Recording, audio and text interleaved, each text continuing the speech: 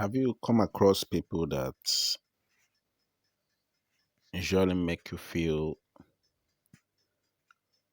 like you're part of them or you're part of the game, whereas you were never there? These people are the kind of people I refer to as the worst kind of manipulators. They have a hidden agenda, usually to make you feel guilty or to make you feel ashamed or to make you feel indebted to them. These are usually what the target are to do in the life of their victims. I know we live in a world where everybody, almost 99% of the people in this world, are just out there hunting for people to victimize. When they come into your life, they look for loopholes to explore. And when they grab those loopholes, they won't let you go. And most of them, you can identify them. But the worst kind of people we are talking about today, they come as a friend, which makes it very difficult to identify. And these people make you believe they are there for you. They make you believe that your well being is their utmost priority. And sometimes you see them as angels, people that have come to help you in one way or the other.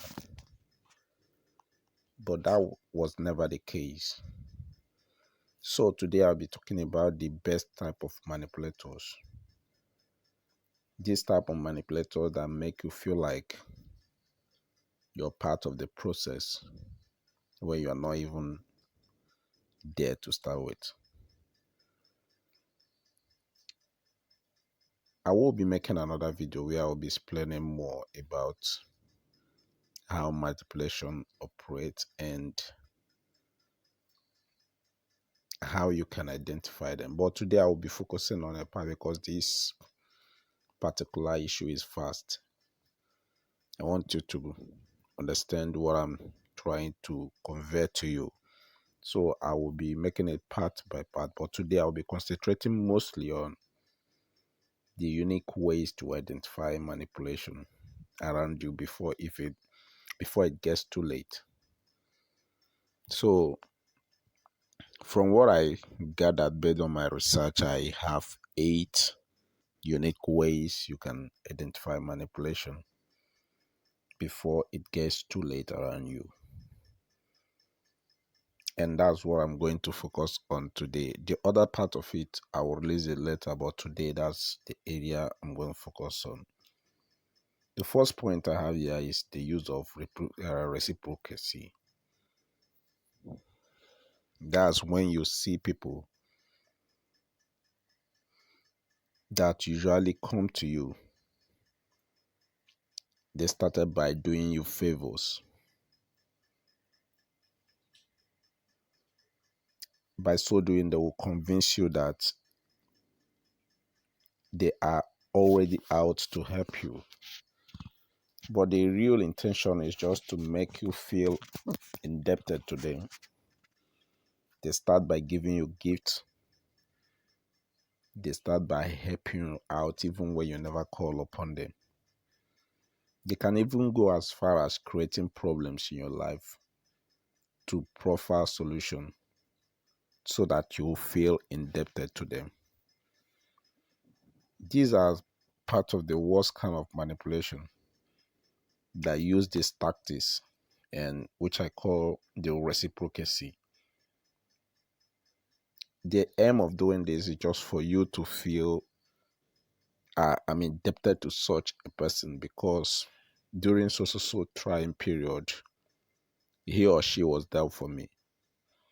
I'm indebted to so person because he always come to my rescue But not knowing that if you check the system or the situation very well, he or she might be responsible for it, or he or she intentionally created the problem just to come in as a savior. These are the kind of manipulation you should look out for because they are the worst kind of it.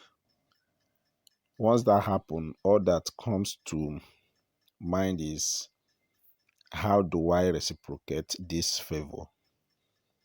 How do I pay back? And at the end, you see yourself becoming vulnerable to them because you are indebted to them. So, this is the way they operate. I call them the kind of manipulation that use reciprocity as a tactic to come and to con their victims. So, I have a few tips here on how to avoid them.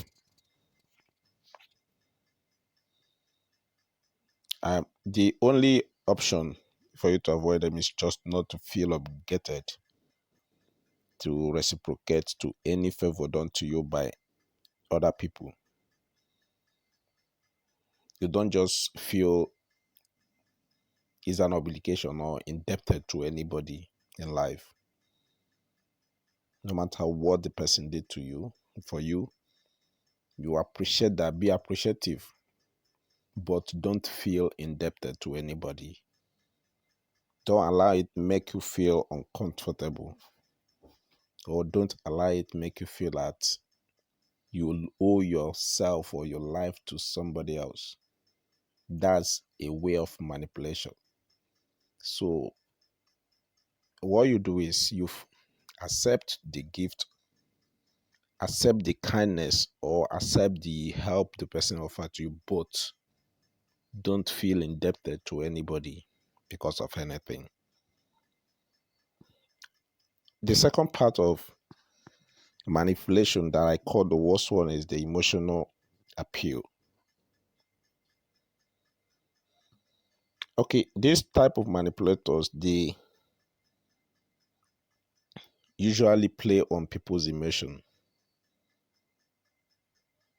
This is a way they use to trap their victims by trying to appeal their emotional feelings, making you feel guilty, fearful, or insecure. All they are aiming at is just to cloud your judgment, and that will give them the right to control you and make you decide to depend on them. By so doing, they have the right to make decisions for you. So when they play their way into your emotion, they will have the right, the privilege to make decisions for you. They'll make you believe that you are guilty, or they will make you believe that you are insecure, or they will make you doubt your own ability to make decisions. That will make you depend on them. And when that happens, they will have the right or a way to control you and control what you think about, control the decisions you make. Most times you see this in children. When you ask a child to do something, the person will try to play on your emotion just to find a way around not doing that which you ask the child to do. That's a kind of manipulation that plays on emotional appeal. So, what to do if you are in this kind of situation, or if you counter this kind of situation? You just have to stay your ground and don't let emotion dictate your decision, because this is the problem most people have all the time. When you allow emotions to dictate your decisions, if you want to make a firm decision, especially when it has to do with your family, though it's good to consider every other party involved, but the most important thing is for you to know that this is a decision I must make and this is why I'm doing it. When you know why you're doing it, then you will be able to stand your ground. I made a podcast about knowing your why. I think you should look out for it so that you understand the importance of knowing your why. Your why, like I said on that podcast, is just about understanding why you're doing whatsoever you're doing. So when you know your why, you'll be able to make firm decision and you will not be allowing emotions to dictate your decision. The third part of people, set of people I want to talk about today is people that use gaslighting manipulation. They make you question your own reality or sanity. By so doing, they make you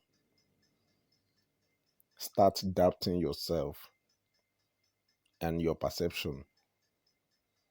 You lose confidence. You lose the trust, the ability to trust yourself and to trust your own decision making. So this kind of people, their aim is just to, they are similar to people that play on your emotion. But this part, they might come differently. They might try to nullify a decision you make. Even if it's the right one, they will try to make it worthless so that you will start doubting yourself, or they can go as far as destroying your projects to make sure that you fail. And when that failure comes, you start doubting yourself, you start doubting your ability or your reality. This kind of people is people you should look out for. So the solution I have here as a tip is just don't trust everybody the same way. You should trust who you are. Don't let others define your reality. You shouldn't transfer the trust you should have for yourself to any other person. Don't trust anybody the same way you trust yourself. You should understand your personality, your reality, and don't let anybody define you. Don't let anybody tell you who you are. Though some people, because of the way you relate with them, because of how long you've stayed with them, they might say one or two things, or they might really know some part of you, but nobody can know exactly who you are except yourself. So don't let anybody define you in his or her own way. If that happens, even if the person tries to define you, don't accept that, because it's only you that can really define who you are. It's only you that knows your strength. Now, because of time, I will try to make it snappy. The other part of it is the overpowering presence. Manipulators always want to dominate. They want to be in control of conversations and the situations. All they are aiming at is just to control the narrative and every decisions. So when they play their way into dominating every conversation, most of them can give you points, and they will always try to make sure the point they provide a stance.